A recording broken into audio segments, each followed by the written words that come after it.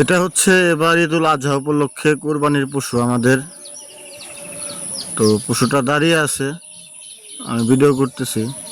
তো মনে মনে হয়তো বা পশুটা চিন্তা করতেছে যে আমাকে একটু পরে জবাই করা হবে, হয়তো বা মনের রাগে মাটির সঙ্গে ঝগড়া করতেছে। তো একটু পরে পশুটাকে গোসল করানো হবে। নিয়ম অনুযায়ী কোরবানির দিন সকালে পশুকে গোসল করানো হয়, সেই হিসাবে একটু পরে আসলে মোটরে পানি দিয়ে গোসল করানো হবে। তো তার আগে পশুটা মাটির মধ্যে কি জানি করার চেষ্টা করতেছে, হয়তো বা তার দুঃখ প্রকাশ করতেছে বা এরকম কিছু।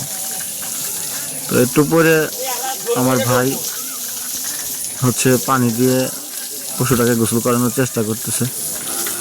বড় গরু যেহেতু, এটা নদীতে নিয়ে গেলে আনার জন্য সমস্যা হবে, যার জন্য মোটর দিয়ে বাড়িতে গোসল করানো হচ্ছে বৃষ্টির মতো করে পানি দিয়ে।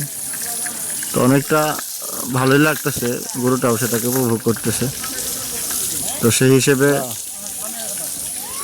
সুন্দর করে গোসল করানো হচ্ছে। তো নামাজের আগে সাধারণত গোসলটা করানো হয়।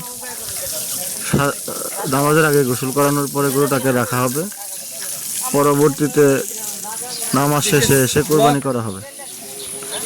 তো যার জন্য গরুটাকে সুন্দর করে গোসল করানো হচ্ছে।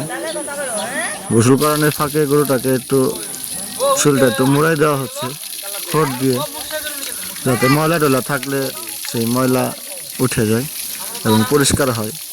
কারণ হচ্ছে প্রতিটা পশুই কোরবানির আগে পবিত্র করে নিতে হয়, আর পবিত্রতার একটা অন্যরকম সিস্টেম হচ্ছে গোসল করানো। গোসল করালে পশুর শরীরটা ভালো থাকে, পশুটা পবিত্র হয় এবং কোরবানির জন্য উপযোগী হয়। ময়লা নোংরা থাকলে সেটা পরিষ্কার হয়ে যায়, সেজন্য সুন্দর করে গোসল করানো হচ্ছে। তো যেহেতু মোটরে পানি দিয়ে গোসল করানো হচ্ছে, সেক্ষেত্রে আর নদীতে যাওয়ার প্রয়োজন হলো না, এখানেই হইলো।